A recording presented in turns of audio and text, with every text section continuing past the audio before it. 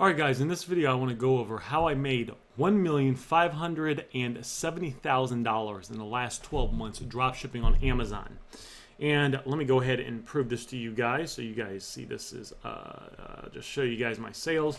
So if we go to my Amazon account, let me go to my phone, and we change it from, you'll see in the last 30 days did about 160,000. If we change it to, there it is, in the last 12 months, $1.570 million drop shipping on Amazon. So in this video, guys, and I shared it with you guys because there's a lot of people that make videos that talk a big game, but they don't actually, teach what they're doing. I make a full-time living doing this, so I am, I can tell you exactly what to do to be successful if you want to make a lot of money drop shipping on Amazon. So in this video, I want to explain from start to finish exactly how I was able to do this so you can apply this in your business as well if you want. So the first thing that I did was I just made a decision that I was going to get serious about this. I wasn't expecting to make a bunch of money right away, but my goal was over a period of time, if I could be consistent and learn the ropes, in maybe 6 months to a year, I could be making a lot of money. So that was the first thing that I did, and it was good I made that decision because it took me about 7 months to start making decent money. I mean, I was in month 3, 4, 5. 1 month I'd make $500-600. The next month I'd lose $1,500. It takes time. Any business is going to take time to get good at. People that open up a McDonald's, they have to go to basically a McDonald's school. That's 12 to 18 months.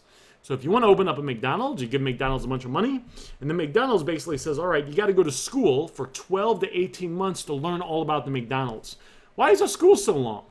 Well, part of the reason is there's a lot of different things you have to learn if you want to own a McDonald's and be able to manage it well. And it takes a lot of time to do that. And that's how it is with any business. So the first thing is, I'd say, just to get serious about the business. Some people, they've been interested in drop shipping for a long time and they never do anything about it. Well, if you don't do anything about it, you ain't going to make any money. All right, it's kind of simple. So after a decision has been made, this next thing to do is to find good drop shipping companies to use. And one of the main mistakes I see is people, they think more is better.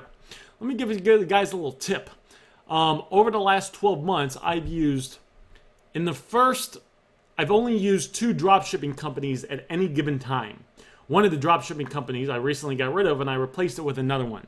Most of my sales, guys, over the last 12 months, if I were to guess, 95-ish% of my sales came from using one drop shipping company. So I'm selling items on Amazon, I'm drop shipping on Amazon, but I'm using primarily one drop shipping company that I'm using.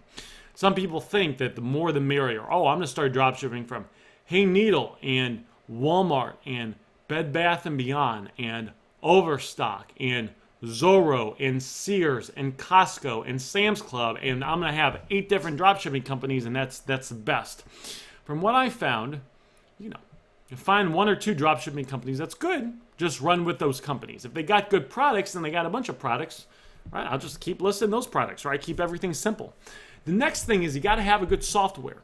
You got to have a software that you can use to consistently find profitable, good items you can list. You want to find popular items that a lot of people are buying that you could start drop shipping that are going to make you a lot of money. And you could do this either by hand, like yourself, which I don't recommend, or you can use a software.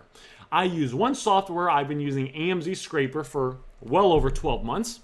And Amz-Scraper has got a way that it can virtually, by clicking a few buttons and doing a very simple things in the software, it gives me a list of lots of different profitable items I can consistently list in my store.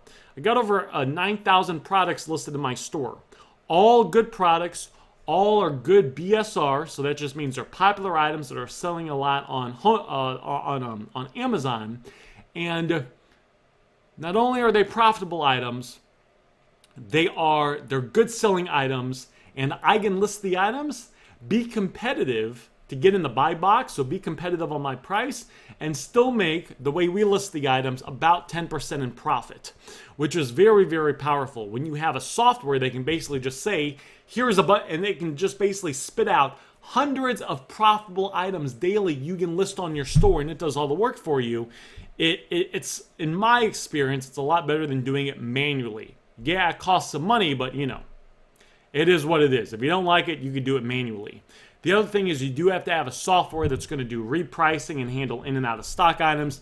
Amz-Scraper actually does that as well. I'll put a link in the description below if you want to get. If you use that link below, I believe you get a 7-day free trial, so you can try it out for 7 days. Very, very good thing. The second thing is it is important to list a lot of items.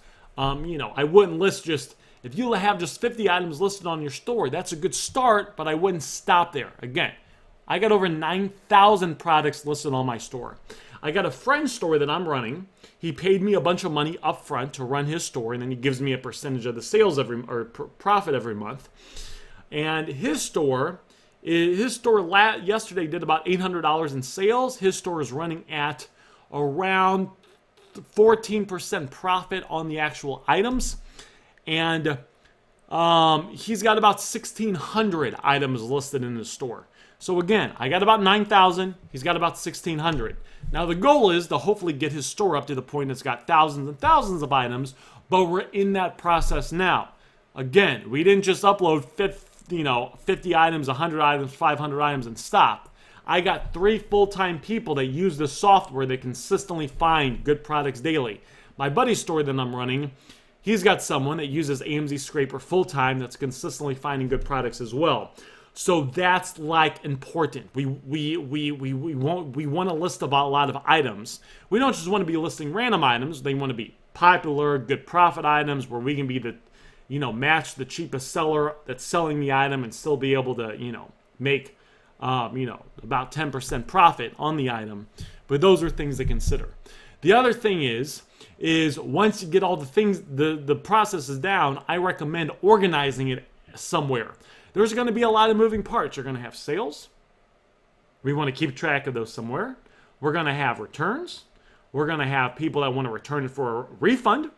We're going to have people that want to return an item because it's damaged, right? You start selling items. Some people are going to get the item. Some people are going to say, I don't want the item anymore. I just want to return it for a refund. Some people are going to say, I don't want the item anymore. I want to return it. I don't want the item because it was damaged. I want to return it, and I want you to send me a new one that's working. Well, how are we going to... There's going to be all these moving parts. We want to be able to keep track of these moving parts somewhere, and I recommend using Google Sheets. Make a Gmail account. It's free, and then you can use Google Sheets, which are 100% free.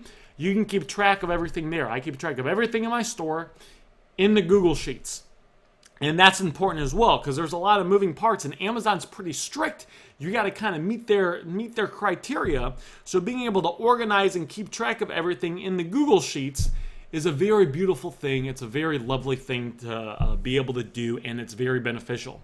And I'd say the final thing is put a team in place. We have like 8 or 9 full-time virtual assistants in my store. I have basically a supervisor, an assistant manager, and then I have a head manager, and I have a bunch of team members that run the store. I spend about an hour every other day on my business because I have people that run the store for me. Like as I'm talking to you right now, there are people that are using Amz-Scraper, people in my store to find new items.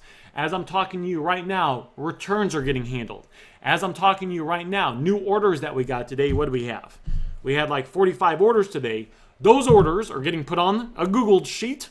And then what's happening is my virtual assistants are going in there, and then they're going to the dropshipping company we use, and they're buying the items from the dropshipping company, and then they're actually keeping track of all those orders on the Google sheet. Customers that need to be followed up with for various scenarios. I have a full-time VA that handles all that. And she goes in and she follows up, and I've actually even set her up with a Skype phone number, so sometimes she will call customers. Sometimes she will call the dropshipping company and fix different situations. So what's nice about this business is you can get it to the point where it's kind of automated as well, where you don't have to work that long and you can just kind of have an online business that spits out cash. So that's it, guys. That's how I was able to make over $1.5 million dropshipping on Amazon in the last 12 months.